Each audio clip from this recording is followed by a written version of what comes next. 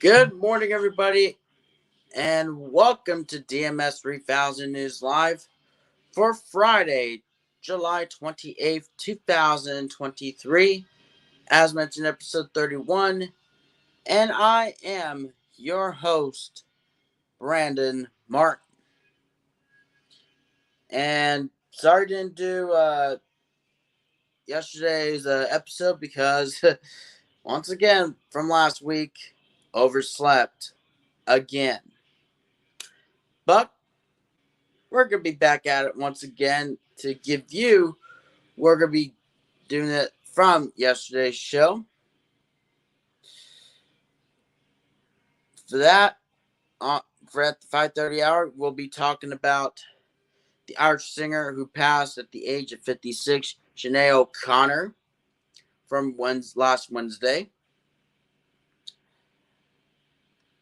And at the 6 o'clock hour, we'll be talking about the 114th anniversary of Orville Wright test first U.S. Army airplane. That was from yesterday's thing. However, at the 6:30 hour, we'll be talking about the 73rd anniversary of Bugs Bunny first debuts in Wild Hair. And then in the last 15 minutes to wrap it up for the week, this is an editorial, so we'll be talking about whatever we'll be having in our minds, plus the headlines, sports, and what day is today. So, and that will be everything else, and we'll go and start off with the headlines for Friday, July 28th, 2023. The Justice Department said its investigation will focus on the Memphis Police Department's use of force, its stops and arrest, and whether the department engages in discriminatory policing.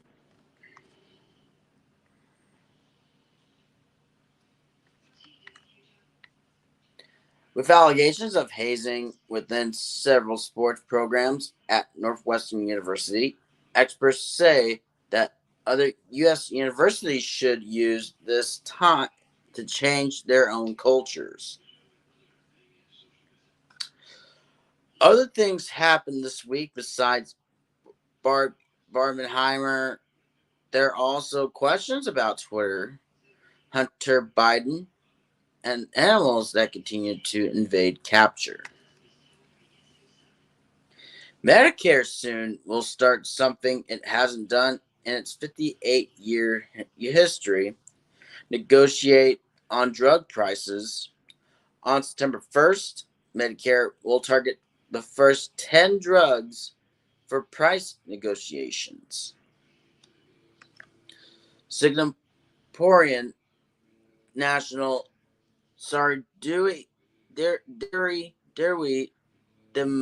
Jamani, 45 years old, was convicted in 2018 of trafficking over 30 grams of heroin. She is the first woman to be hanged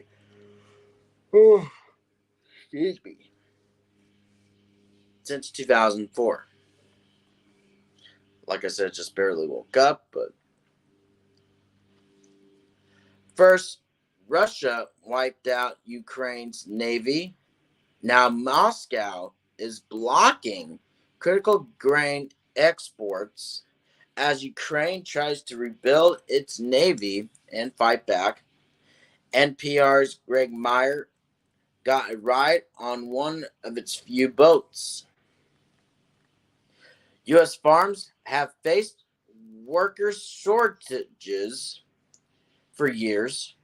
Now, compounding the problem, the children of farm workers are leaving the fields, forcing farm owners to look to other countries for labor. A new defendant was also added in the indictment against Trump and his aide, Walt Nauta. Carlos de Oliveira was added to the instruction conspiracy charge in the original indictment. LeBron James's son, which is Bronny James, committed to join the University of Southern California's basketball team in May. He was practicing with the team when he went into cardiac arrest. Fathers may want to take on more domestic and child care responsibilities, but gender norms and a lack of social support may discourage them from doing so. A new international study finds the popular electric vehicle was released in the 2017 model year and had to be recalled twice due to battery issues. General Motors plans to only make electric vehicles by 2035. Scientists know a current in the Atlantic Ocean could collapse suddenly as the climate changes. The question of when matters to billions of people around the globe. A tornado that ripped through a Pfizer plant in Rocky Mountain, North Carolina, raised worries about shortages of medicines used in hospitals. The drugs include commonly used painkillers and anesthetics. Secretary of State Antony Blinken warns the U.S. partnership with Niger depends on democratic governance and respect for the rule of law. Niger is vital to U.S. counterterrorism efforts in Africa. The case involved an emergency challenge to the final stages of development of the 303-mile pipeline, which is to span from northwestern West Virginia to southern Virginia. Lawmakers heard firsthand accounts of craft that are beyond our current understanding of our technology and allegations that the U.S. recovered non-human bio remains. New fees are being tacked onto hotel bills, airfare, restaurant checks, and pretty much everywhere else. It's another form of inflation, and it's costing customers $65 billion a year. Starting in 2024, American passport holders traveling to 30 European countries will need to receive authorization to travel via the ETIAS, a long-awaited measure designed to prevent terrorism. On a very hot day in Washington, D.C., President Biden met with mayors from two cities grappling with extreme heat, announcing some new measures to try to help workers deal with the issue. A judge has put a plea deal in the Hunter Biden case on hold. Niger's military announced a coup. Singer, which will Sinead O'Connor has died at 56, and we'll talk a bit more about that at the 5:30 hour, as mentioned. 12 voting rights organizations tell Meta, its new social media site, Threads, need a robust plan to ensure election disinformation doesn't go viral during the 2024 elections. And then the number of H-2A visas for seasonal farm workers issued each year has more than quadrupled over the past decade. The growth has alarmed labor advocates. Farmers don't love the program either. That will be the headlines for Friday, July 28th, 2023. And let's go over the sports, as we are going to get to announce 4 more players are most likely to be traded before the deadline, because we did on Wednesday, basically, I'm trying to think. I think I remember correctly, because I know we did Lance Lynn. We are on right now, so we're going to do 4 this time, so I had to make that up from yesterday's show. We look at David Robertson, the right-handed pitcher from the New York Mets. It remains to be seen whether the Mets decide to become big-time sellers. Think Max Scherzer and / Justin Verlander. But the 38-year-old Robertson is headed back to free agency after signing a 1-year, $10 million deal with New York last offseason. Robertson has excelled in both setup and closing roles and has a wealth of postseason experience, making him a fit for virtually every contender out there. Potential fits for David Robertson are the Los Angeles Dodgers, the Philadelphia Phillies, and the Tampa Bay Rays. Eduardo Rodriguez, a left-handed pitcher from the Detroit Tigers. Rodriguez can opt out of the final 3 years and $49 million of his contract. And based on his performance this season, 2.69 ERA in 14 starts, that seems like a near certainty. The Southpaw seemed to be back in a groove after returning from the injured list, making him a popular option among the available starters. Rodriguez's potential fits are the Milwaukee Brewers, the Baltimore Orioles, and the Boston Red Sox. Carlos Santana, a first baseman from the Pittsburgh Pirates. The 37-year-old veteran has had his ups and downs at the plate this season, but he remains a disciplined hitter with a high walk percentage and low strikeout rate. Since June 14th, Santana, an impending free agent due roughly $2.25 million this season, has a 753 ops and remains a solid glove at first base. Santana's potential fits are back to the Seattle Mariners. We have the Miami Marlins and the Philadelphia Phillies. And finally, but certainly not least, Brent Suter, a left-handed pitcher from the Colorado Rockies. Suter has had an outstanding season for the Rockies, posting a 2.62 ERA in 33 appearances. The 33-year-old is owed about $1 million as he enters free agency, ranking in the top 3% of the league in average exit velocity, hard hit percentage, and barrel percentage, repeatedly showing the ability to induce soft contact. Suter has actually been better against righties, 510 ops, than lefties, 726 ops, allowing 1 home run to each. Why did I say reach? But that's okay. Each over 181 total batters face.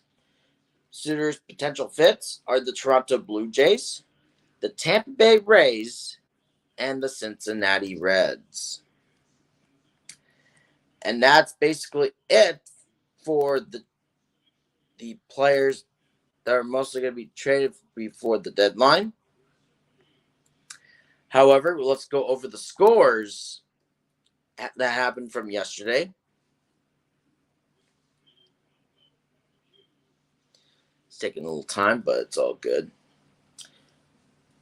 And we have a doubleheader that the makeup game from actually on Wednesday. We had the Angels against Tigers. So Los Angeles Angels beating the Tigers 6-0. And also, same thing. Angels beating the Tigers 11-4 to sweep the doubleheader. We have the New York Mets beating the Nationals 2-1. And we have the Cubbies, the Chicago Cubs, beating the Cardinals 10-3. And then finally, we have the Cleveland Guardians beating the Chicago White Sox 6-3. And let's go ahead and go over the MLB standings. As right now, let's take a look at the American League East right now. As the Orioles still holding on to a 1.5 game over the Tampa Bay Rays. Then next is the Toronto Blue Jays. Then the Red Sox and the New York Yankees. That's basically for the American League East. The American League Central, the Twins still holding on to a 1.5 game lead over the Guardians. And also we got the Tigers, then the Chicago White Sox, and the Kansas City Royals. In the American League West, the Texas Rangers still holding on to a 2-game ahead 2 games over the Houston Astros. Then the Los Angeles Angels, the Seattle Mariners are 1.5 game behind the Angels. And then the Oakland Athletics. We're going into the National League. We have the Atlanta Braves 10 games ahead over the Phillies. Then along with the Miami Marlins, the New York Mets, and the Washington Nationals.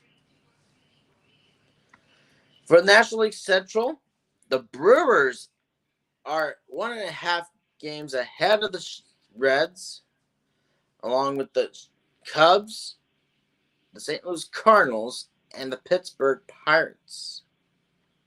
Currently tied for 4th. And then the National League West, the Dodgers still holding on to a 3 games ahead of the San Francisco Giants. Then the Arizona Diamondbacks, the San Diego Padres, and then the Colorado Rockies. And that's basically it for the standings. As we have going to be saying, what day is today? There it is. Don't worry about that. Just had to fix the computer a little bit, but that's all good nonetheless. All right. There it is. Okay. We have 15 holidays listed for July 28th. We first look at, gonna love this one for everybody. National Milk Chocolate Day. Milk chocolate is the most popular member of the chocolate family, and with good reason. World Hepatitis Day. World Hepatitis Day raises awareness about hepatitis, a group of infectious diseases that attack the liver. Anniversary of the fall of fascism and Freedom Day. Interesting. All the information about the anniversary of the fall of fascism and Freedom Day is here.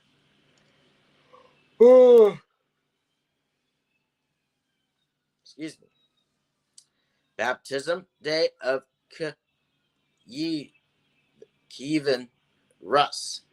Everything that you need to know about Baptism Day of Kievan Rus is here. Buffalo Soldiers Day. The first peacetime all-black Army regiment is honored on Buffalo Soldiers Day. Interesting. Darwin Show Day. Darwin Show Day comes with unlimited fun and exciting activities.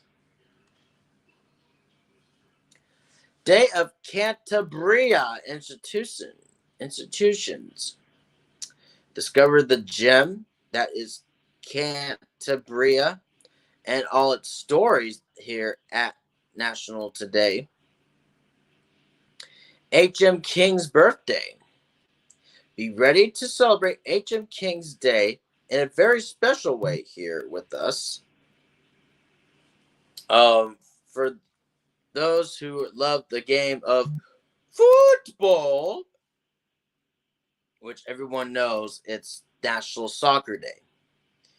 We've got some tips and tricks for celebrating and winning every match on National Soccer Day. We look at National Talk in an Elevator Day. Interesting holiday, though. Make a friend or two or many this National Talk in an Elevator Day. People will love this when it's a hot day. Summertime is still here, still going to be winding down, coming up once we get to fall. National Water Park Day. When summer arrives, it means only one thing. It's time to visit a water park. We look at Peru Independence Day. Get ready for a historic journey through the pages of Peru here at National Today. We have St. Olaf's Eve in Faroe Islands. Celebrate St. Olaf's Eve in the Faroe Islands with song and dance. System Administrator Appreciation Day. System administrators are people who take care of installing and troubleshooting anything and everything related to IT. And then we'll wrap up with World Nature. I was about to say, why did I say national? But that's okay. World Nature Conservation Day. World Nature Conservation Day is an annual event held on July 28th. This day stresses the need for preserving a healthy environment and natural resources. And there's even more to this.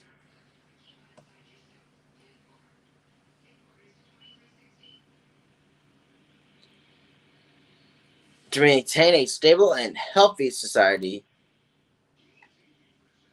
saving plants and animals that face the threat of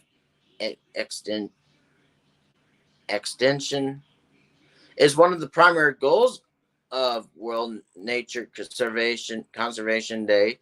Also, the celebrations emphasize keeping the various components of nature, such as flora, fauna, energy resources, soil, water, and air intact. In addition, World Nature Conservation Day underlines the need for preserving the environment for future generations. We are therefore tasked with the need to leave a healthy planet for those coming after us to enjoy. And that will be basically it for what day is today for Friday, July 28th, 2023. And with that being said, we'll go ahead and take our first commercial break. It is 5:24. As when we come back, we will be talking about Sinead O'Connor passed away at the age of 56 from last Wednesday. About her life and music. And we will get to do all that right after this. Don't go anywhere. At the river mouth, the bears catch only the tastiest, most tender salmon. Which is exactly what we at John West want.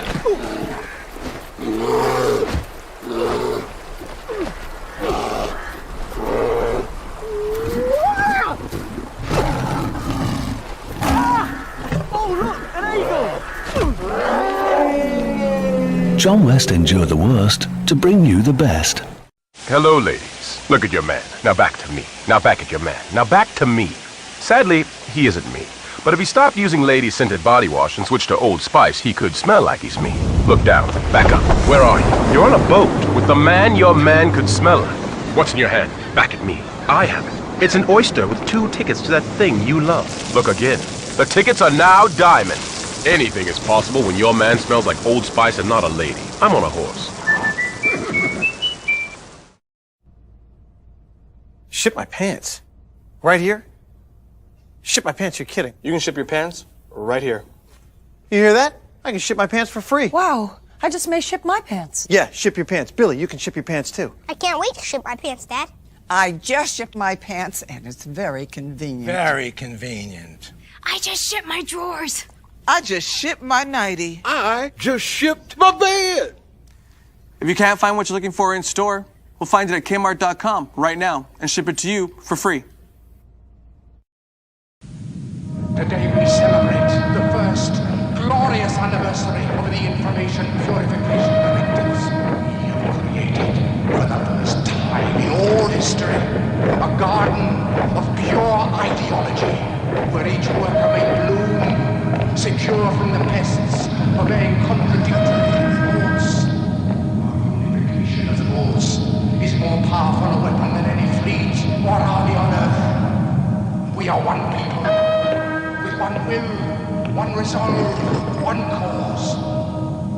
Our enemies shall talk themselves to death, and we will bury them with their own confusion. We shall prevail. On January 24th, Apple Computer will introduce Macintosh. And you'll see why 1984 won't be like 1984. Mr. Cow. Yes? How many licks does it take to get to the Tootsie Roll center of a Tootsie Pop? I don't know. I always end up biting. Ask Mr. Fox, for he's much cleverer than I. Mr. Fox, how many licks does it take to get to the Tootsie Roll center of a Tootsie Pop? Why don't you ask Mr. Turtle, for he's been around a lot longer than I. Me, I bite. Mr. Turtle, how many licks does it take to get to the Tootsie Roll center of a Tootsie Pop? I never made it without biting. Ask Mr. Owl, for he is the wisest of us all. Mr. Owl, how many licks does it take to get to the Tootsie Roll center of a Tootsie Pop? A good question. Let's find out. 1, 2, 3, 3. If there's anything I can't stand, it's a smart owl. How many licks does it take to get to the Tootsie Roll center of a Tootsie Pop? The world may never know. Please, give him Mr. Green? Mr. Green? Yeah. You need any help? Mm-mm. I just want you to know, I think you're the best ever. Yeah, sure. Want my Coke? It's okay, you can have it. No. Really, you can have it. Okay. A Coke and a smile makes me feel good. Makes me feel nice. Be around. That's the way it should be. I like to see Hey, kid. the whole world is smiling with me. Coca-Cola as life. Have a Coke and Thanks, Mean Joe. smile.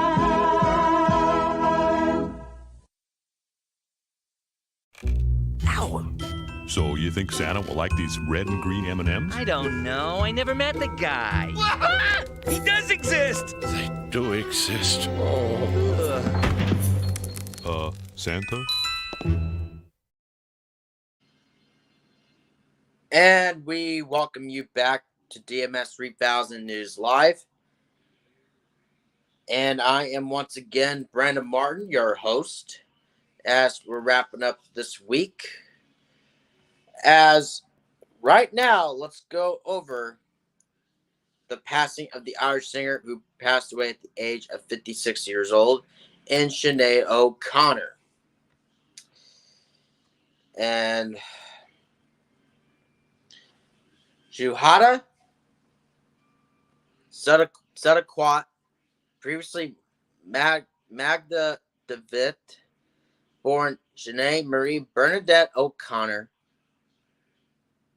December 8th, 1966 to July 26, 2023. Known professionally as Sinead O'Connor, which is an Irish singer and musician. Her debut studio album, The Lion and the Cobra, was released in 1987 and charted internationally. Her second studio album, I Do Not Want What I Haven't Got, became her biggest success, selling over 7 million copies worldwide. Its lead single, Nothing Compares to You, was named the #1 world single in 1990 by the Billboard Music Awards. O'Connor released 10 studio albums, Am I Not Your Girl and Universal Mother, were certified gold in the UK.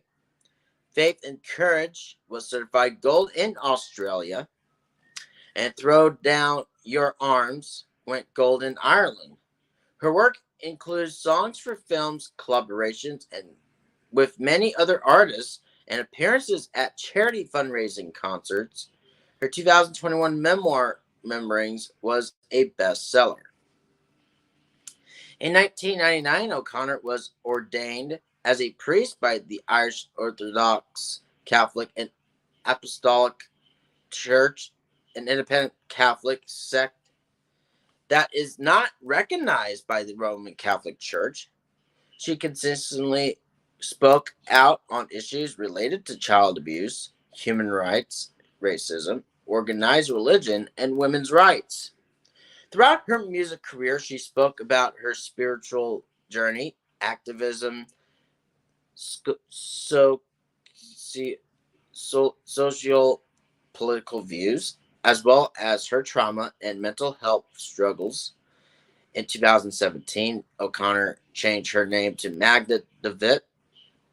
After converting to Islam in 2018, she changed it to Shuhada Sadaqat. She continued to record and perform under her birth name. O'Connor was born in the Cassia House Nursing Home at 13 Pembroke Road in Dublin, Ireland, on December 8, 1966. She was named Sinead after Sinead de Valera, the mother of the doctor presiding over the delivery, Eamon de Valera Jr., and Bernadette in honor of Saint Bernadette of Lourdes. She was the third of 5 children. Her siblings are novelist Joseph, Elmire, John, and Eoin. Her parents were John Oliver Sean O'Connor, a structural engineer, later turned barrister and chairperson of the Divorce Action Group, and Johanna Marie O'Grady, who married in the Church of Our Lady of Good Counsel, Drimnagh, Dublin, in 1960. She attended Dominican College, Sion Hill School Rock in Blackrock County, Dublin. In 1979, O'Connor left her mother and went to live with her father, who had married Viola Margaret Salter in Alexandria, Virginia, United States. 3 years prior, in 1976, at the age of 15, her shoplifting and truancy led to her being placed for 18 months in the Magdalene Asylum, called the Grignon Training Center, run by the Order of Our Lady of Charity. In some ways, she thrived there, especially in the development of her writing and music. But she also chafed under the exposed conformity.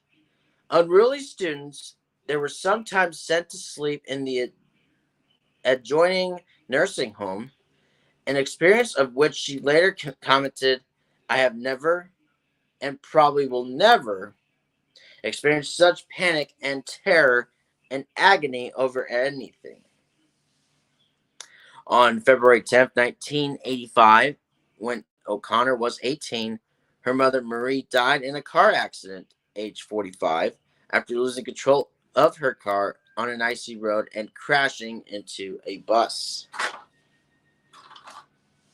In June 1993, O'Connor wrote a public letter in Irish Times, which asked people to stop hurting her.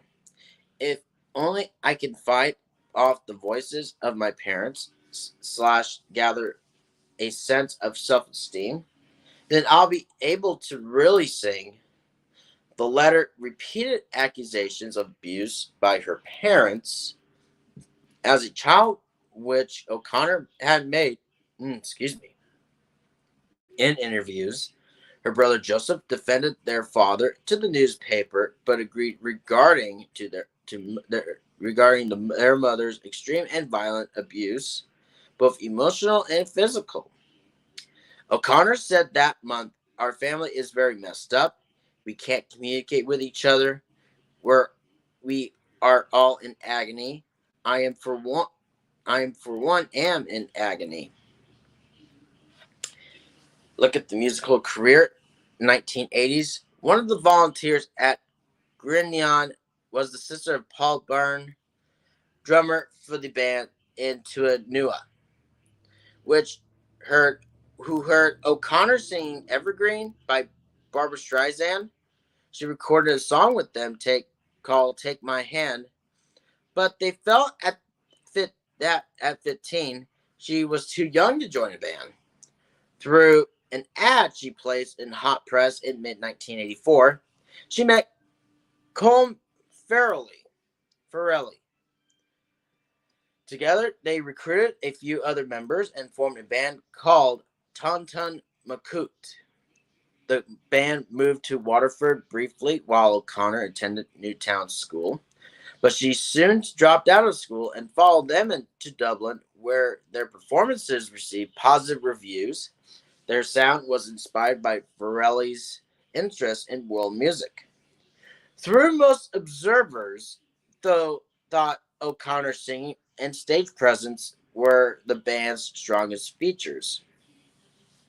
O'Connor's time as singer for Tonton Macoute brought her to the attention of the music industry, and she was eventually signed by Ensign Records. She also acquired an experienced manager in I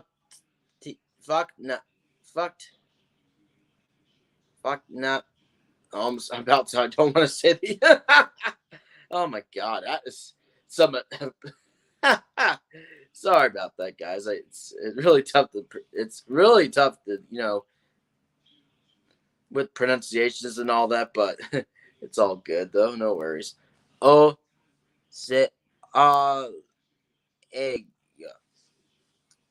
I'd probably butcher that, but hey, it's okay. Former head of U2's Mother Records. Soon after she was signed, she embarked on her first major assignment, providing the vocals for the song Heroin, which she co-wrote with U2's guitarist The Edge for the soundtrack to the film Captive.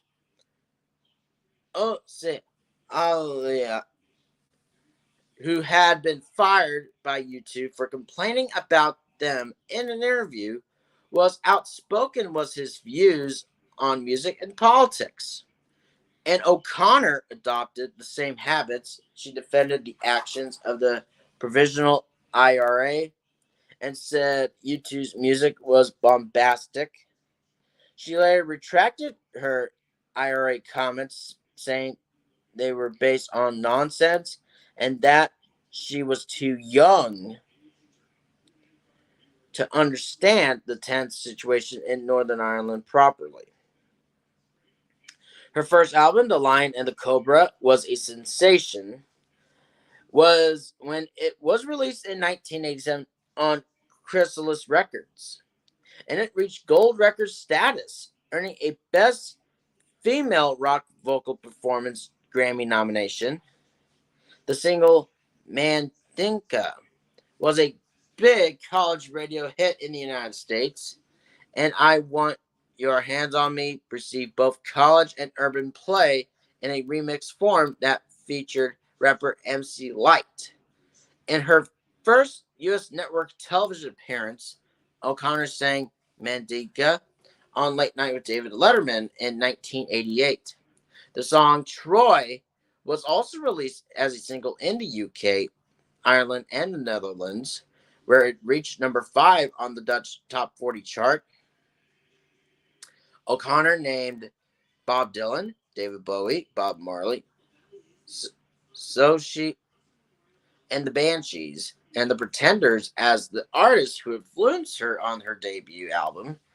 In 1989, O'Connor joined the frontman Matt Johnson as a guest vocalist on the band's album Mind Bomb, which spawned the duet Kingdom of Rain.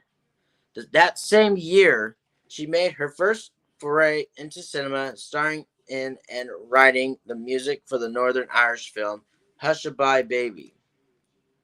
Look at the 1990s.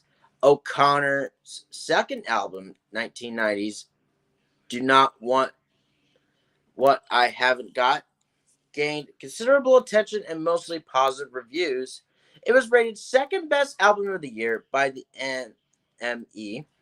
She was praised for her voice and original songs, while being noted for her appearance, trademark shaved head, often angry expression, and sometimes shapeless or unusual clothing.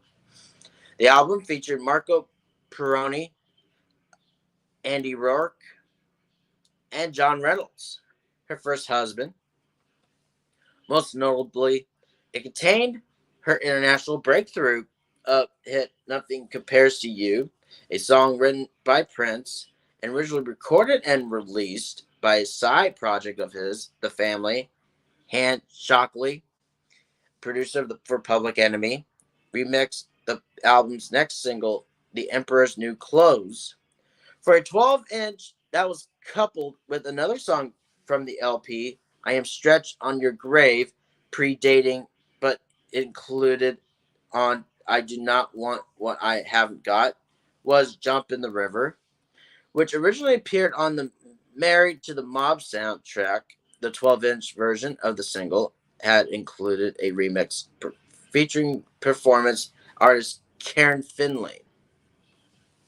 In July 1990, she joined other guests for former Pink Floyd member Roger Waters' performance on The Wall in Berlin. She contributed a cover of You Do Something to Me to the Cole Porter tribute / AIDS fundraising album, Red Hot Plus Blue. Produced by the Red Hot organization, Red Hot Plus Blue was followed by the release of Am I Not Your Girl, an album made of covers of jazz standards and torch songs she had listened to while growing up. The album received mixed to poor reviews and was a commercial disappointment in light of the success of her previous work. Her take on Elton John's Sacrifice was acclaimed as one of the best efforts on the tribute film album, Two Rooms, celebrating the songs of Elton John and Bernie Taupin. Also in 1990, she was criticized after she stated that she would not perform the United States national anthem was played before one of her concerts. Frank Sinatra threatened to kick her in the Yeah. Goodness sakes. After receiving 4 Grammy Award nominations, she withdrew her name from consideration. Although nominated for the Brit Award for International Female Solo Artists, which she won, she did not attend the award ceremony, but did accept the Irish IRMA in February 1991. She spent the following months studying bel canto, singing with teacher Frank Merriman at the Parnell School of Music. In an interview with The Guardian, published in May 1993, she reported that singing lessons with Merriman were the only therapy she was receiving, describing Merriman as the most amazing teacher in the universe. In 1992, she contributed backing vocals on the track Come Talk to Me and shared vocals on the single Blood of Eden. From the studio album Us by Peter Gabriel, Gabriel invited her to join his ongoing Secret World Tour in May 1993 to sing these songs and more in an elaborate stage setting. O'Connor traveled and performed as a guest artist. She was seen at Gabriel's side at the 1993 MTV Video Music Awards in September. While in Los Angeles, she took too many sleeping pills, inciting media conjecture about a suicide attempt. She said she, quote unquote, was in a bad way emotionally at the time, but it wasn't a suicide attempt. She left the tour suddenly, causing Gabriel to scramble for a replacement singer. Decades later, she wrote in her memoir, Rememberings, that she left Gabriel because he treated her casually and would not make a commitment. The 1993 soundtrack to the film In the Name of the Father featured O'Connor's You Made Me the Thief of Your Heart. Her more conventional Universal Mother album spawned two music videos for the first and second singles, Fire on Babylon and Famine, that were nominated for the Grammy Award for the Best Short Form Music Video. She toured with Lollapalooza in 1995, but dropped out when she became pregnant with her second child. In 1997, she released the Gospel Oak EP. In 1994, she appeared in a celebration the music of Pete Townshend and The Who, also known as Daltrey Sings Townshend. This was a two-night concert at Carnegie Hall, produced by Roger Daltrey of The Who in celebration of his 50th birthday. A CD and a VHS video of the concert was issued in 1994, followed by a DVD in 1998. In 1996, O'Connor guested on Broken China, a solo album by Pink Floyd's Richard Wright. O'Connor made her final feature film appearance in Neil Jordan's The Butcher Boy in 1997, playing a little back thing, but that's okay. Playing the Virgin Mary. In 1998, she worked again with the Red Hot organization to co-produce and perform Red Hot Rhapsody. The 2000s Faith and Courage was released in 2000, including the single No Man's Woman, art, and featured contributions from Wyclef Jean of the Fugees and Dave Stewart of Eurythmics. Her 2002 album, Jean Nos Noir, marked a departure in that O'Connor interpreted, or in her words, sexed up, traditional Irish folk songs, including several in the Irish language. In Jean Nos Noir, she covered a well-known Canadian folk song, Peggy Gordon, interpreted of a song of lesbian rather than heterosexual love. In 2003, she contributed a track to the Dolly Parton tribute album, Just Because I'm a Woman, a cover of Parton's Parton Dagger Through the Heart. That same year, she was also featured on 3 songs of Massive Attack's album, 100th Window, before releasing her double album, She Who Dwells in the Secret Place of the Most High Shall Abide Under the Shadow of the Almighty.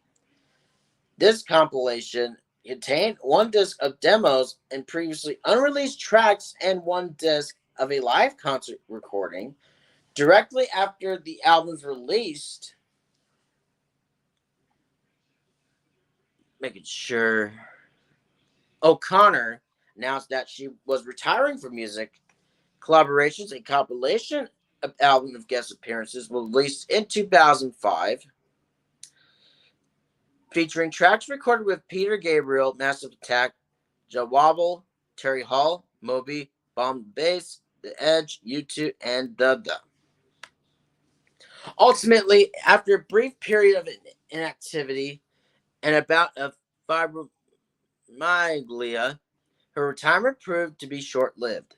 O'Connor stated in an interview with Harp magazine that she had only intended to retire from making mainstream pop/rock music, and after dealing with her fibromyalgia, she chose to move into other musical styles. The reggae album Throw Down Your Arms appeared in late 2005. On November 8, 2006, O'Connor performed 7 songs for her upcoming album, Theology, at the Sugar Club in Dublin. 30 fans were given the opportunity to win a pair of tickets to attend along with music industry critics. The performance was released in 2008 as Live at the Sugar Club. The Deluxe CD/DVD package sold exclusively on her website. O'Connor released 2 songs from her album, Theology, to download for free from her official website, If You Had a Vineyard and Jeremiah. Something Beautiful, the album, a collection of covered and original Rastafari spiritual songs, was released in June 2007. The first single from the album, the Tim Rice and Andrew Lloyd Webber classic I Don't Know How to Love Him, was released on April 30th, 2007. To promote the album, O'Connor toured extensively in Europe and North America. She was also appeared on 2 tracks of the new Ian Brown album, The World Is Yours, including an anti-war single, Illegal Attacks. In January 2010, O'Connor performed a duet with R&B singer Mary J. Blige, produced by former A Tribe Called Quest member Ali Shaheed Muhammad, of O'Connor's song This Is to Mother You. The proceeds of the song sales were donated to the organization GEMS, which is Girls Educational and Mentoring Services. In 2012, the song Lay Your Head Down, written by Brian Byrne and Glenn Close for the soundtrack of the film Albert Nobbs, and performed by O'Connor, was nominated for an Golden Globe Award for Best Original Song. In 2011, O'Connor worked on recording a new album titled Home, to be released in the beginning of 2012, titled How About I Be Me and You Be You, was the first single being The Wolf Is Getting Married.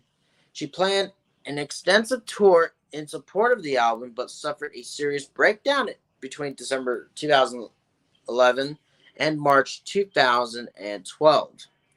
Titled How About I Be Me? Oh yeah, I just said, resulting in the tour and all other musical activities for the rest of 2012 being canceled. O'Connor resumed touring in 2013 with the Crazy Bald Head Tour. The second single, Fourth and Vine, was released on February 18, 2013. In February 2014, it was revealed that O'Connor had been recording a new album of original material titled The Vishnu Room, consisting of romantic love songs. In early June 2014, the new album was retitled I'm Not Bossy, I'm the Boss, with an August 11th release date. The title derives from the band Bossy campaign that took place earlier the same year. The album's first single is entitled Take Me to Church. And we got the 2020s, then you got the Saturday Night Live performance, Bob Dylan tribute performance, Madonna's reaction, and then the legacy of that, her personal life, the health, sexuality, politics, religion, memoir, the death, and even though I was found dead at the Flathern Hill, South London, at the age of 56, issued without indicating the cause of death, so we don't know what cause of death it is, but we'll give you an update if there is a cause of death. So rest in peace, Sinead O'Connor. Yeah. With that, let's go and take another commercial break. It is 5:55 right now. When we do come back, we'll look at the 114th anniversary of Orville Wright's test first U.S. Army airplane. And we'll get to do that right after this.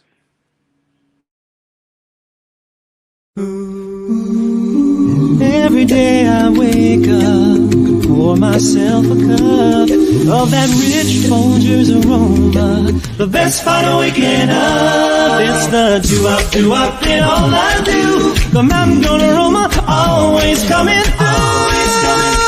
Oh, the best part of waking up is Folgers in your cup. Now I'm right in harmony with that do-up ditty. Whoa, one more cup and it's a who-up ship-up for me. Oh, the best part of waking up is Folgers in your cup. The best part of waking up is Folgers in your cup.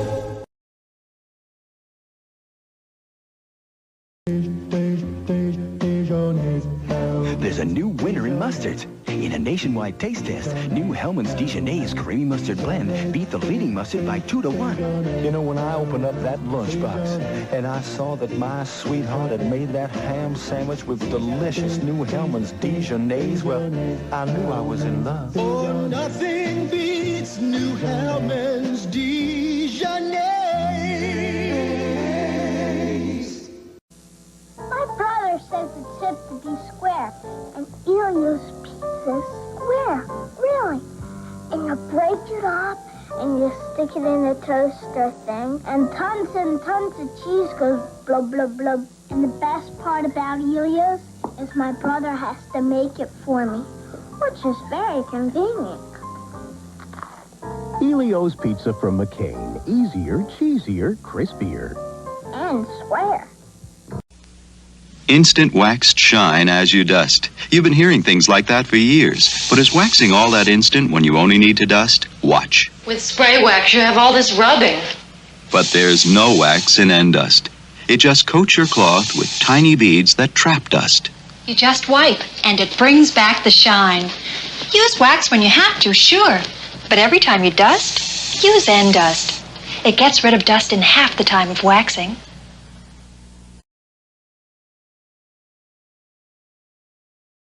I like the way you shine.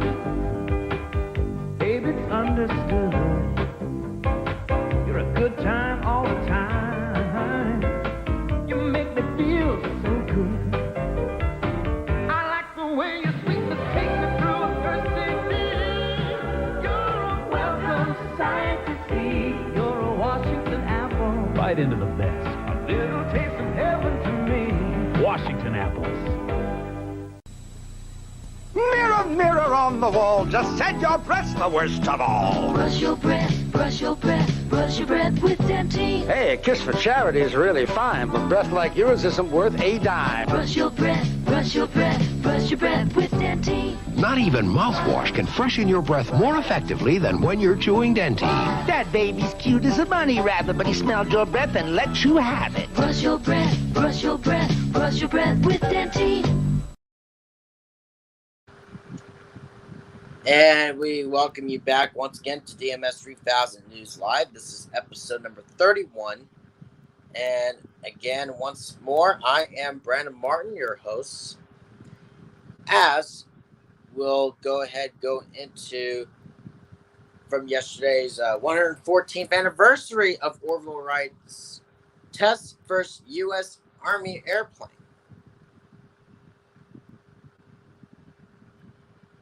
We all know the United States Army buys its first airplane in 1909. And let's look at everything. That's what it says on there.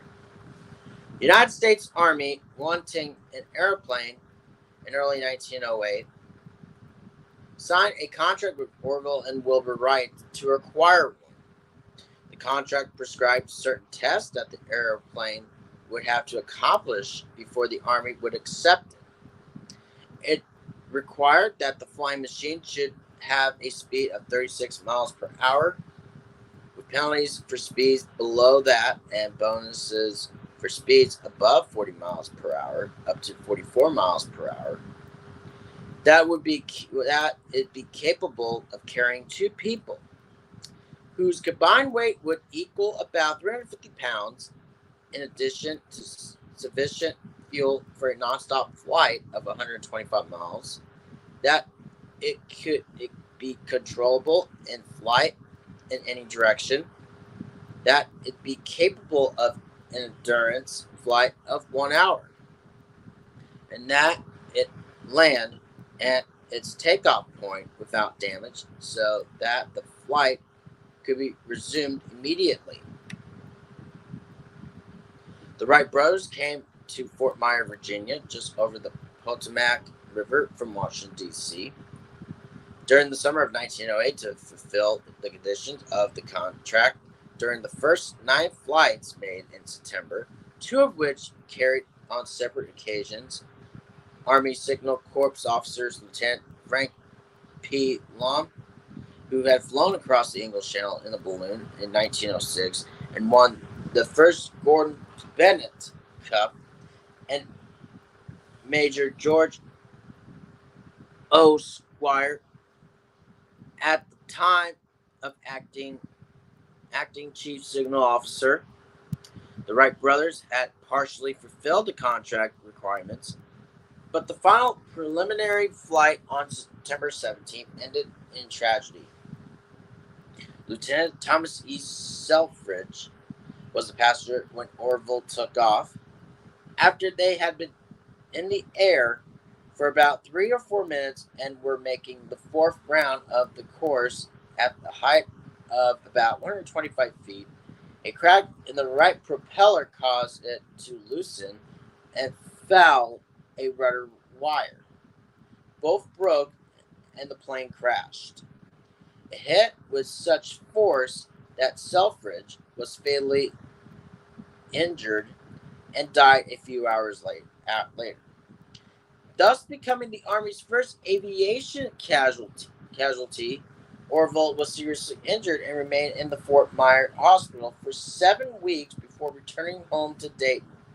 Because of the accident, the War Department postponed the airplane trials for 9 months to allow the Wrights to try again.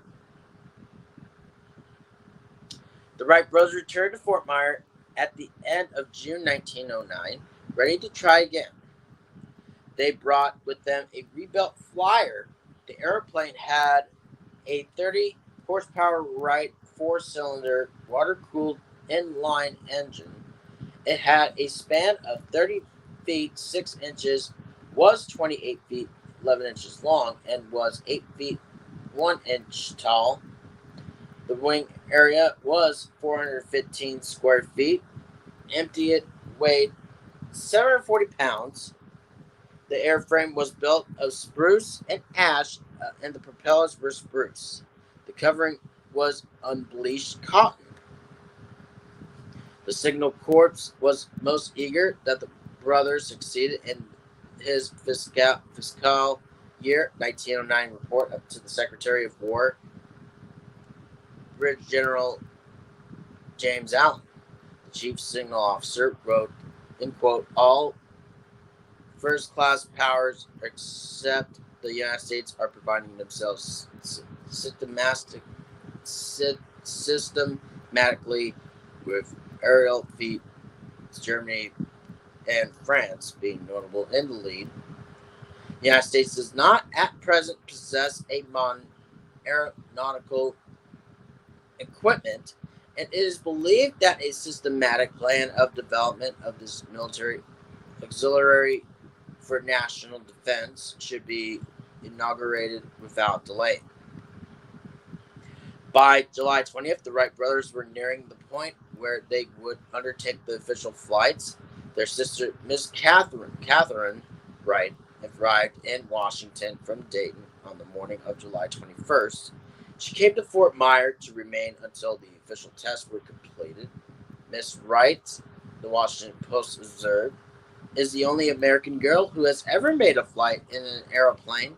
She has been called the Queen of the Air, and she deserves the title after having made a flight of 10 minutes with Wilbur at Le Mans, France last December.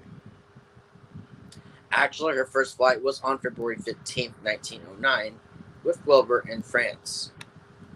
On July 27, Orville announced that he was ready to resume the test where he had left the year before with Lieutenant Long as passenger.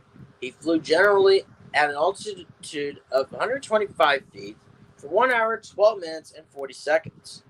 Thus, more than fulfilling the requirement to remain in the air for an hour with passenger, it established a new record for a two-man flight, eclipsing his brother's record at Le Mans of 1 hour, 9 minutes, and 31 seconds.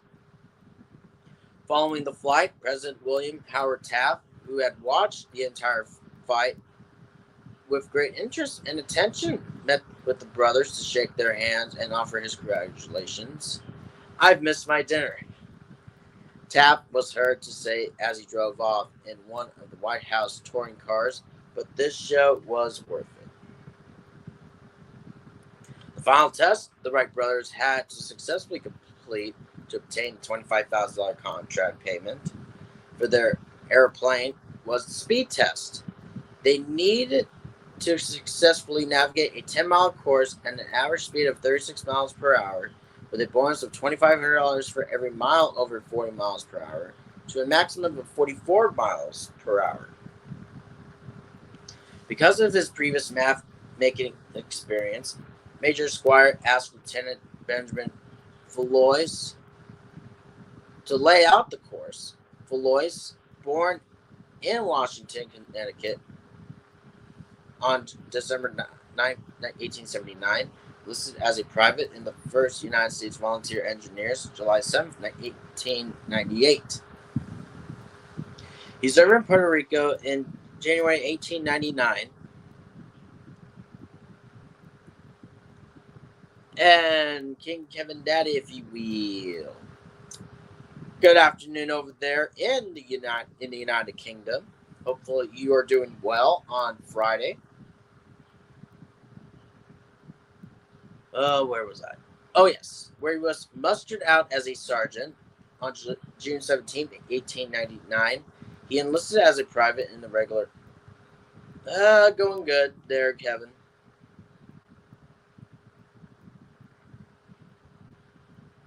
That's good to hear.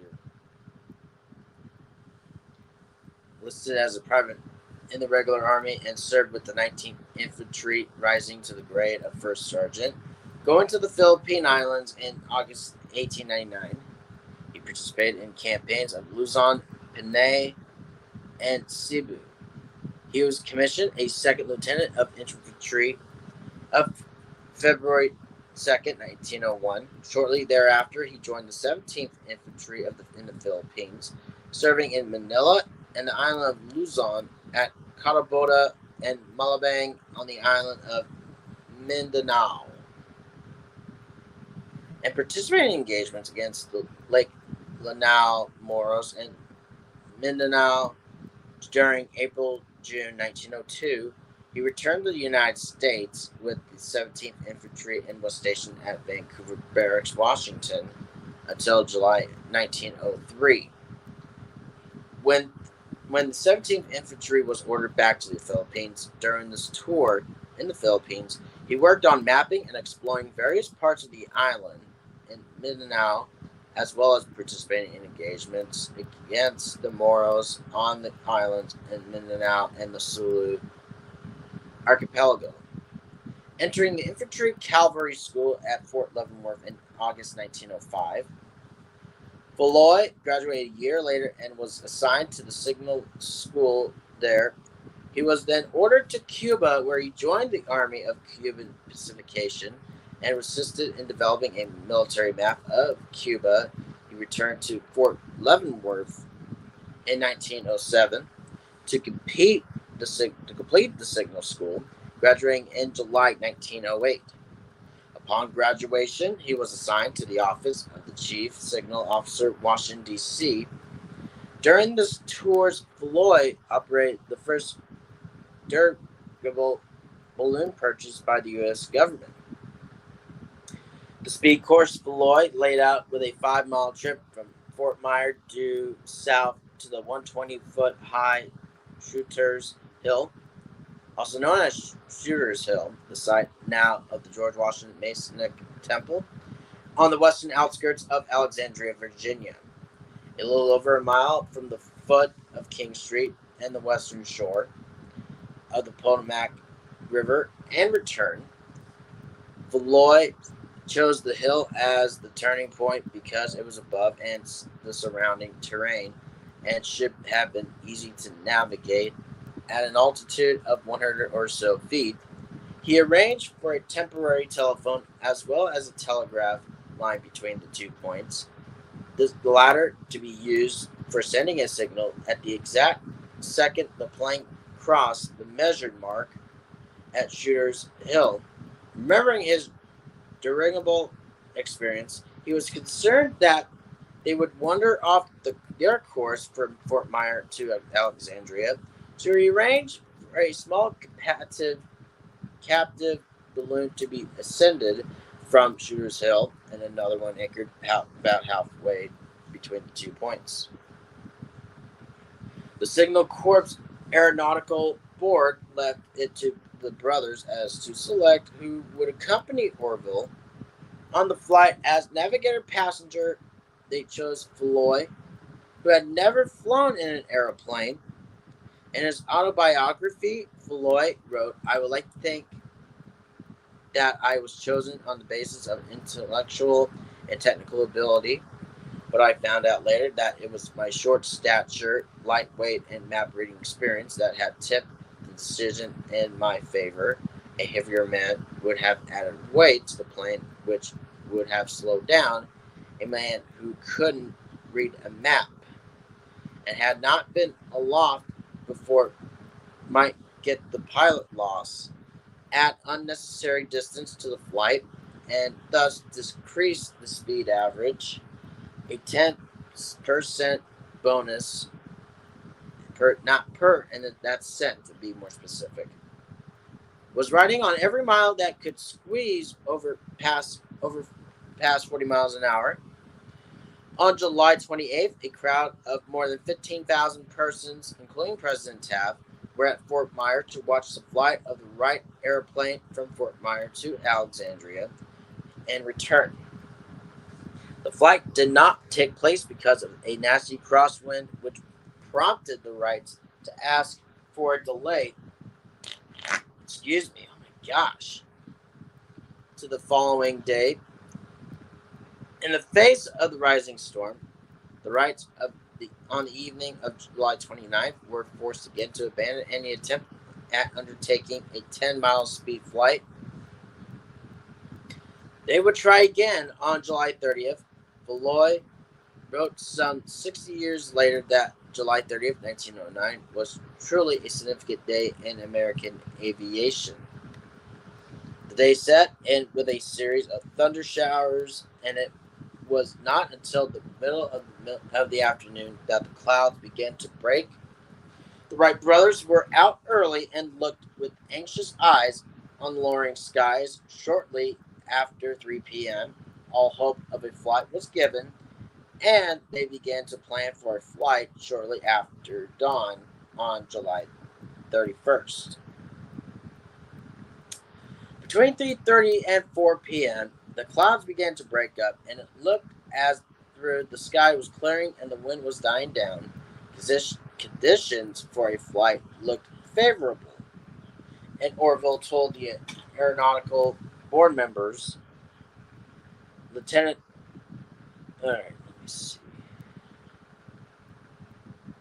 Frank Lum, Navy Lieutenant George C. Sweet, credited with having been the first Navy officer to fly in the airplane, doing so in November 1909.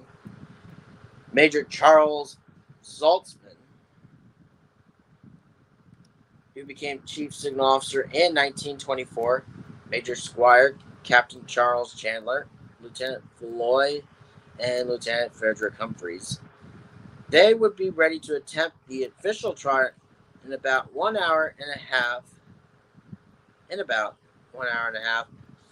Zalt and Swede chose to act as judges and timers at the turning point. Quickly motored to Shooter's Hill with the field telephone to let those at Fort Myer know when everything was ready there. 2 balloons were raised to mark the course. To those at Fort Myer, the first one 2 and 1/2 miles away was plainly visible. But the one that marked the turn was at Shooter's Hill was discernible only to the keenest sight. The members of the Aeronautical Board who were to officiate the starting line took their places alongside the stables on the west side of the field. Floyd readied himself for the flight.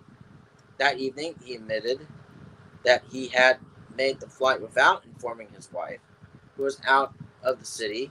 He said that ever since the time that he made an ascension in Free Balloon number 11 with Lieutenant Long some time ago, and was lost for a night in the wilds of Maryland, he had been careful not to alarm her over his trips in the air.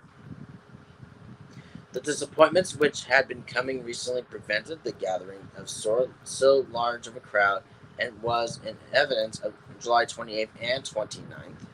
The morning rain showers discouraged many from making the trip because they knew that the Wrights never flew if the weather was unfavorable. Still, there were probably 7,000 persons present when the machine was placed on the monorail. The airplane was brought out of a balloon shed a few minutes after 6 p.m. It was wheeled down the field and by 6:30 p.m. placed on a monorail, but neither brother appeared for some time.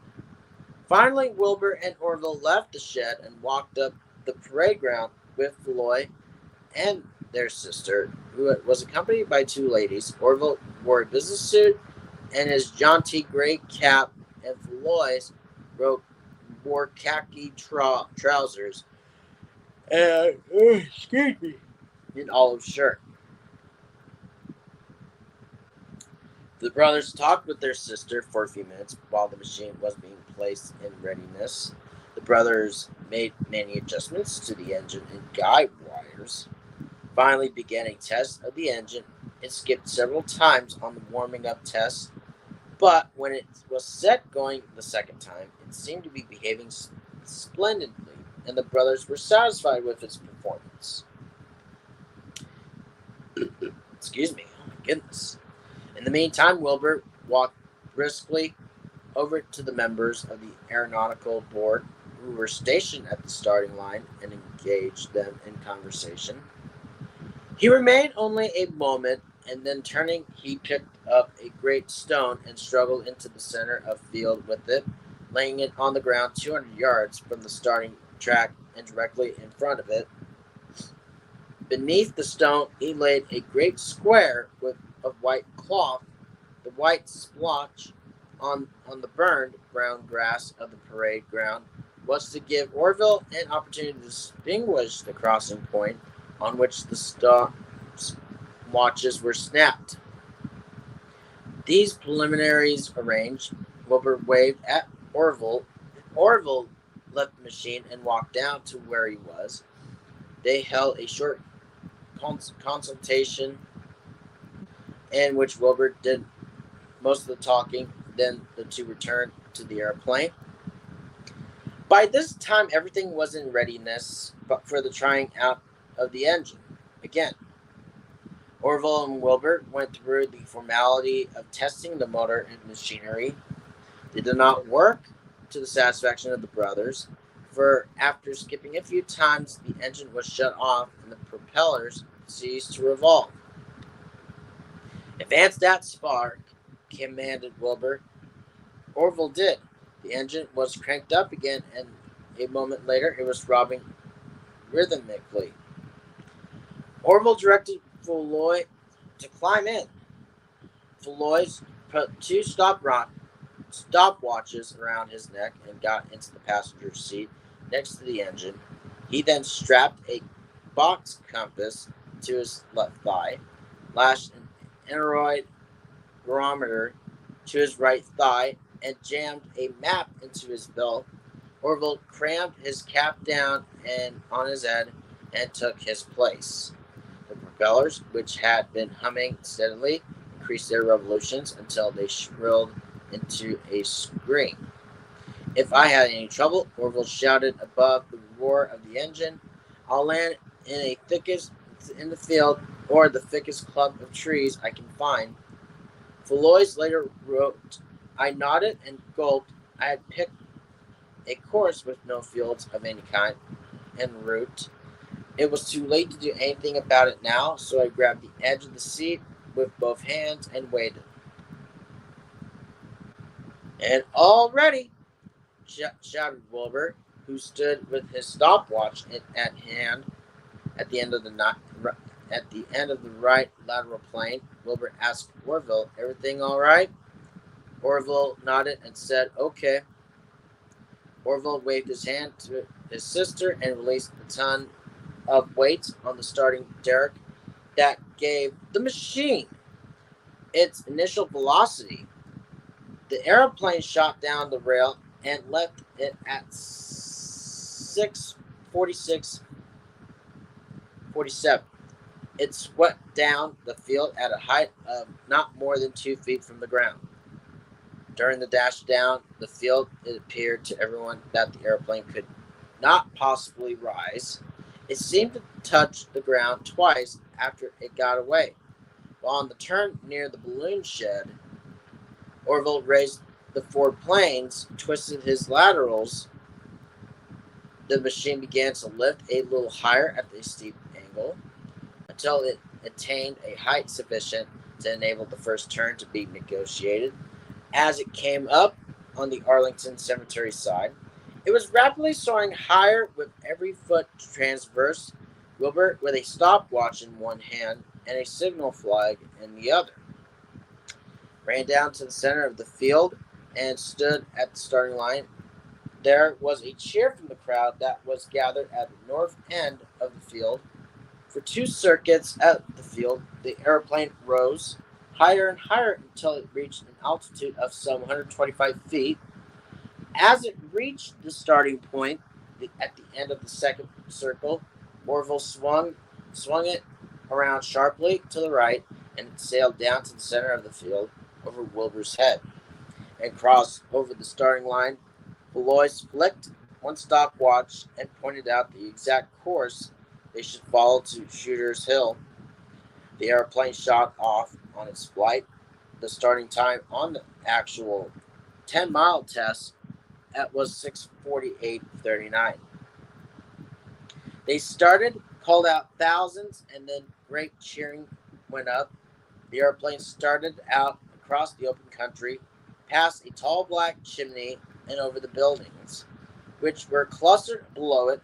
The crowd became tremendously excited as it watched the airplane wheeling its way through the air toward the wind-tossed balloon at the halfway point.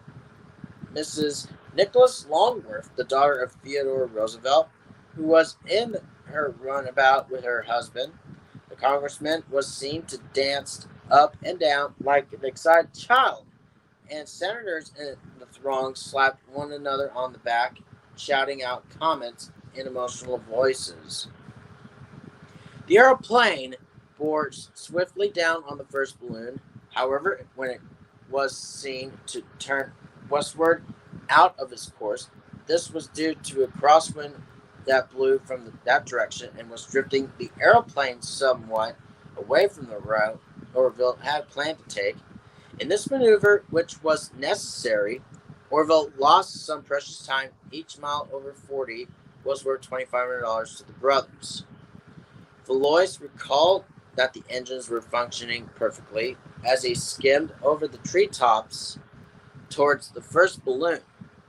The air was bumpy, and I had feeling that there was moments when Orville did not have full control of the machine and was stepped groundward, but each time Orville would raise the elevator slightly and we would gain the lost altitude. The airplane grew smaller and smaller as it neared the first balloon. It was high above the treetops, which crowned the summit of the first ridge of hills, and it seemed to be going higher and higher. Soon it was only a speck silhouetted against the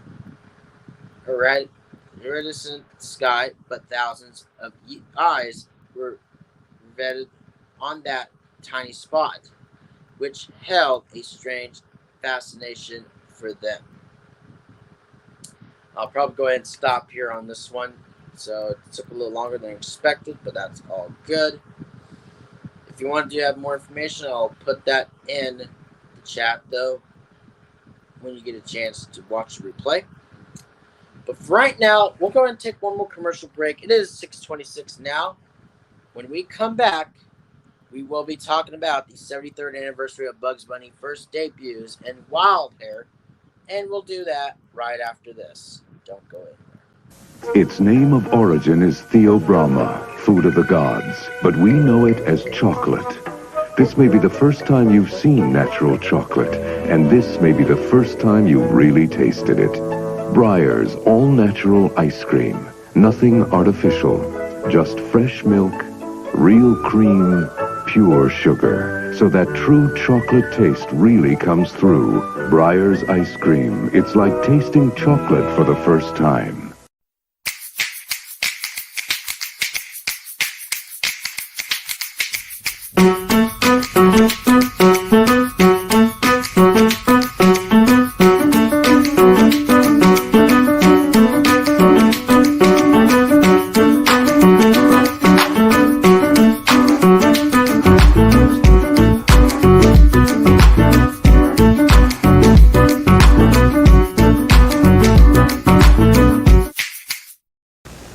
My health club always had Pert Plus in the locker room.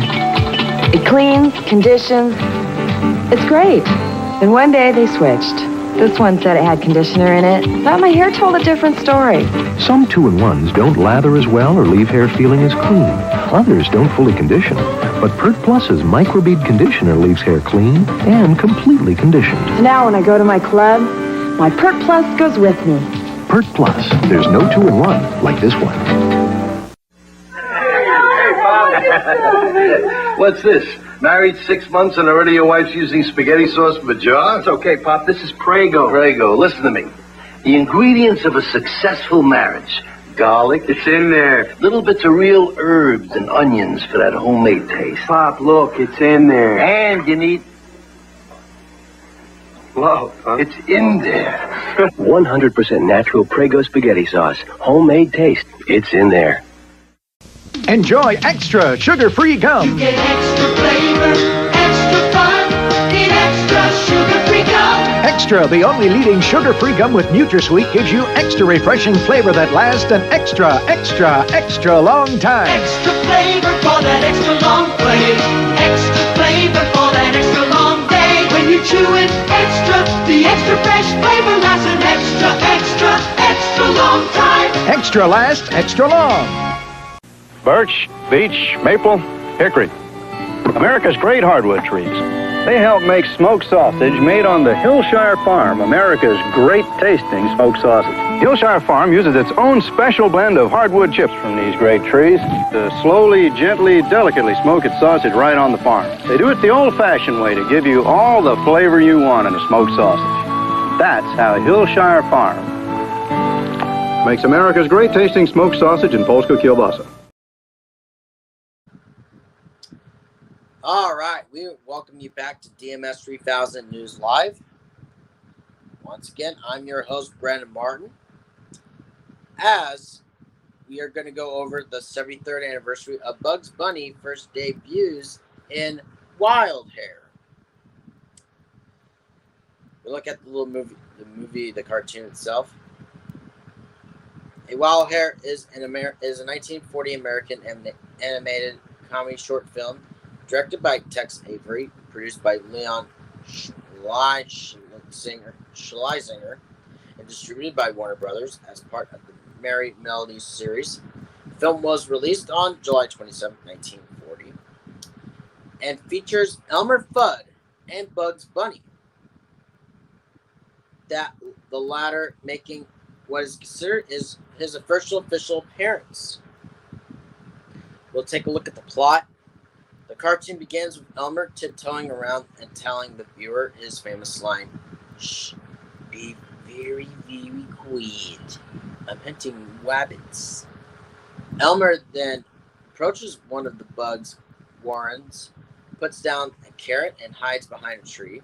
Bugs' arm reaches out of the hole, feels around, and snatches the carrot. He reaches out again and finds Elmer's double-barreled shotgun. His arm quickly pops back into the hole before returning to drop the eaten stub of Elmer's carrot and apologetically caress the end of the barrel. Elmer shoves his gun into Bugs' burrow and thus causes a struggle in which the barrel is bent into a bow. Elmer frantically digs into the hole while Bugs emerges from a nearby opening with another carrot in his hand, lifts Fudd's hat, and taps the top of his head until Elmer notices, then chews his carrot and delivers his definitive line, "What's up, Doc?" When Elmer replies that hunting rabbits, Bugs chews his carrot and asks what a rabbit is, then teases Elmer by displaying every aspect of Fudd's description until Elmer suspects that Bugs is a rabbit.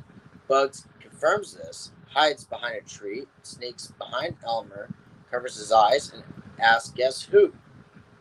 Elmer tries the names of contemporary screen beauties whose names exploited his speech impediment. Before he guesses the rabbit, Bugs responds, "Could be," kisses Elmer, and dives into his burrow. Elmer sticks his head into the hole and gets another kiss from Bugs, whereafter he wipes his mouth and decides to set a trap. When Bugs puts a skunk in the trap, Fudd blindly grabs the skunk and carries it over to watching Bugs to brag, and when Elmer sees his mistake, Bugs gives him a kiss on the nose, whereupon Fudd looks at the skunk, who winks and nudges Elmer. Fudd winces and gingerly sends the skunk on his way. Bugs then offers a free shot at himself, fakes an elaborate death, and plays dead, leaving Elmer suffering with remorse, but survives the shot and sneaks up behind the distraught Fudd, kicks him in his rear, shoves a cigar into his mouth, and tiptoes away ballet style. Finally, the defeated Elmer walks away sobbing about wabbits, carrots, guns, etc. Bug then remarks, "Can you imagine anybody acting like that? You know, I think the poor guy's screwy," and begins to play his carrot like a fight, playing the tune "The Girl I Left Behind Me," and marches with one stiff leg towards his rabbit hole. Wild Hair on the radio. In a rare promotional broadcast, a Wild Hair was loosely adapted for the radio as a sketch performed by Mel Blanc and Arthur Q. Bryan on the April 11, 1941 edition of the Al Pearce Show. The sketch was followed by a scripted interview by Leon Schlesinger. Yeah, what's up, Doc? Bob Clampett claimed that his inspiration for creating Bugs in an interview with Michael Barrier and Bugs Bunny's Superstar that he was inspired by the film It Happened One Night, with Clark Gable's character chewing a carrot in a nonchalant stance, while taking to Claudette Colbert's character about hitchhiking. However, Avery denied this in an Avery Jones letter, outright questioning it. However, this was the inspiration for the prototypical version that is seen in Porky's Hare Hunt. According to Fritz Freleng also says that Gable's character wasn't the inspiration, but Roscoe Karn's character, Oscar Shapley.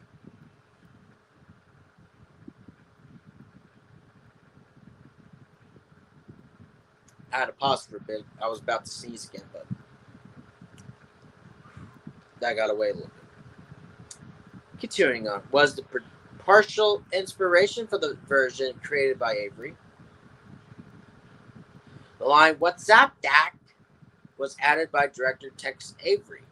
For this film, Avery explained later that it was a common expression in Texas where he was from, and he did not think much of the phrase. But when this short was screened in theaters, the scene of Bugs calmly chewing a carrot followed by a nonchalant, "What's up, Doc?" went against any 1940s audience's expectation of how a rabbit might react to a hunter and caused complete pandemonium in the audience, bringing down the house in every theater. As a result of this popularity, Bugs eats a carrot and utters some version of the phrase in almost of every one of his cartoons, sometimes entirely out of context.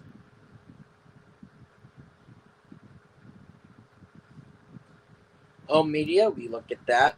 Wild Hare is available on many home releases: VHS, Bugs Bunny Collection, Here Comes Bugs, Laserdisc, The Golden Age of Looney Tunes, Volume 1 and Volume 4. VHS, The Golden Age of Looney Tunes, Volume 2 first. The DVD version, Torrid Zone. Looney Tunes Golden Collection, Volume 3. What's Up, Doc? A Salute to Bugs Bunny documentary. The Looney Tunes Golden Collection, Volume 4 through Bugs Bunny Superstar. Warner Bros. Home Entertainment Academy Awards Animation Collection. The Essential Bugs Bunny. Bugs Bunny Superstar. Blu-ray and DVD. Looney Tunes Platinum Collection, Volume 2. Blu-ray Bugs Bunny 80th Anniversary Collection. Currently streaming on HBO Max. Note that the film was nominated for an Academy Award for Best Short Subject Cartoons, but lost Up to the Milky Way, another MGM Rudolph Ising production. When the film was reissued as a Blue Ribbon release, it was retitled The Wild Hare. Also during the Guess Who sequence, the name Kawal Lombard was redubbed since Lombard died in a plane crash and was replaced by Bobwa Stanwyck. And that's basically it regarding to the 73rd anniversary of Bugs Bunny first debuts in Wild Hare. All right, and now let's go ahead and wrap up with this is an editorial. For this editorial, we'll be talking about get the forever chemicals out of our drinking water. Oh, goodness. Let's go ahead and read that. And that is regarding to the Los Angeles Times. That's going to be going off referring to that. And I'll give my own thoughts regarding to talking about this. A recent study by the U.S. Geological Survey found that nearly half of the drinking water in the United States is contaminated with forever chemicals, the per- and polyfluoroalkyl substances known as PFAS that can cause cancer and other health complications.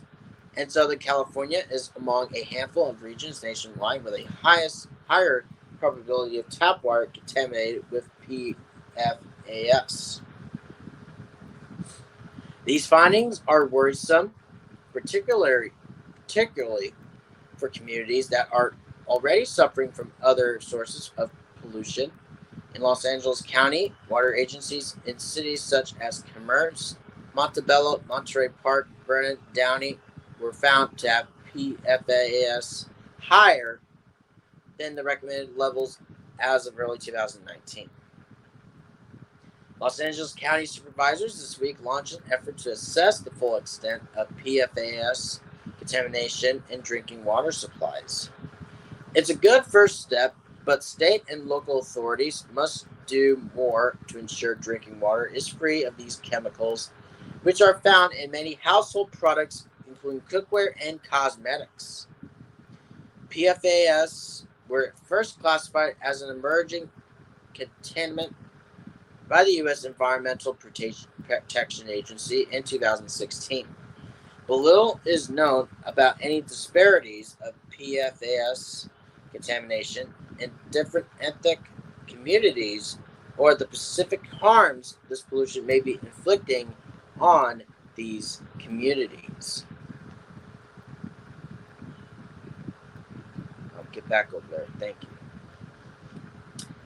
Last month, researchers at the University of Southern California began a new study on the health effects of PFAS contamination in drinking water in Los Angeles County, focusing on the predominantly Latino communities in the East and Southeast that are overburdened with environmental pollution. The multidisciplinary study, which involves researchers from USC's medical and engineering schools, aims to develop prevention strategies and large-scale sustainable remediation solutions that can be implemented in a cost-effective manner. Lead researcher Lydia Schatzy, director of USC's Center for Translational Research on Environmental Health, said previous research has linked exposure to PFAS to non-alcoholic fatty liver disease and metabolic disorders. Other research she has conducted found that a mixture of PFAS can cause the disruption of critical biological processes in youth, increasing the risk of cardiovascular and metabolic diseases, developmental disorders, and many types of cancer. In the latest study, scientists will study the effect of newer PFAS that have been created to replace those found to be harmful. Federal officials have long known that PFAS, which had been detected in the blood of humans and animals, have been linked to many negative health effects and are found that in thousands of commercial and industrial products, such as non-stick cooking pans, water-repellent outerwear, non-stick food packaging, firefighting foam, and many more. However, government action has been sluggish and too narrowly focused. The Biden administration has proposed the first national drinking water standards for 6 PFAS, but there are more than 12,000 types. Excuse me. California has recently banned the use of PFAS in many products such as cosmetics, clothes, food packaging, cribs, and firefighting foam. This year, state lawmakers are considering legislation that would ban the chemicals in products such as artificial turf and menstrual underwear, pads, tampons, and other items. These moves may lower our exposure to PFAS, but scientists say this is not enough. Contamination of PFAS is so widespread, it requires action from multiple government agencies to regulate PFAS levels in water systems, implement large-scale removal of existing PFAS, and prevent future contamination. Their persistent toxicity may add an extremely dangerous layer of pollution if detected in communities already struggling with environmental damage, such as those in southeast Los Angeles County. The Biden administration's plan to tackle PFAS contamination includes a giant grant program for disadvantaged neighborhoods, but the burden for initiating remediation should not fall on these communities. Each new study on PFAS has only uncovered more evidence on their omnipresence in our lives. This means that federal regulators should consider banning all PFAS as a class as recommended by many scientists. More research is needed to assess the full range of harmful effects and to find sustainable ways to remove these toxins from drinking water. This will be particularly important as California and other states consider using wastewater to replenish groundwater supplies, a move scientists believe will increase PFAS toxicity in our water. The findings at the USGS studies were not entirely surprising, but they should not be ignored. And the story was originally appeared in the Los Angeles Times. Oh gosh. Well, I will say this.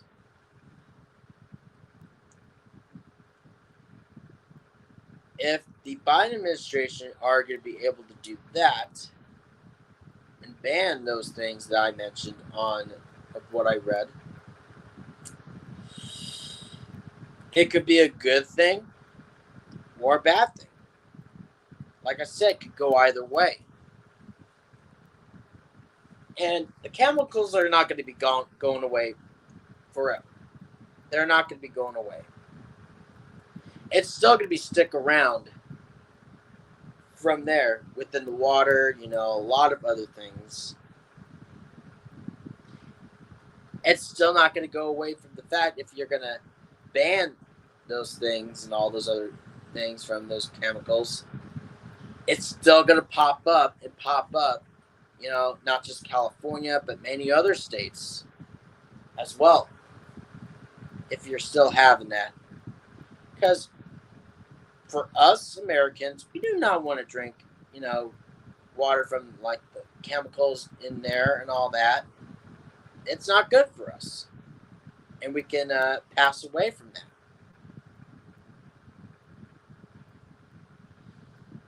If you're going to be able to ban that and all those other things, here's the thing. Like I said, it's still going to pop up, even though it will be banned.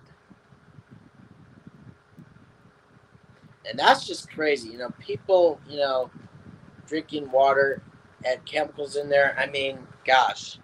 I'm like, how do you survive that, bad boy? I mean, goodness sakes. But yeah, I mean, I would have chemicals getting out of the drinking water. I mean, water is good for us if we're in a hot summer day and everything else. And if we didn't have those things, we would be dying of thirst. And that's the thing. I mean, soda's not even good for you either way. It comes with sugary stuff in there, many others. Too many caffeine in there. But yeah, I think that'll do it. With that, thank you guys so much for watching the DMS 3000 News Live. And coming up in about 11 minutes, we will be having the Snowman in the Morning with Cole Johnson. And along with Cole and Snowman will be on there. And we have many more things, with the Brian Snow Show, along with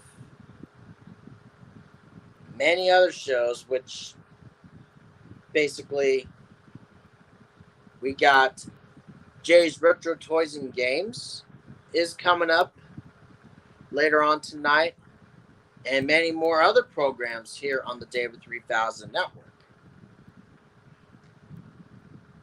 But with that being said, like this, please go and give it a thumbs up, and please like the video, leave a comment, and if you're brand new to the David 3000 Network, make sure to subscribe, and also do not forget to tap that notification bell under the David 3000 Network on your YouTube app so you'll never miss an upload or a live stream.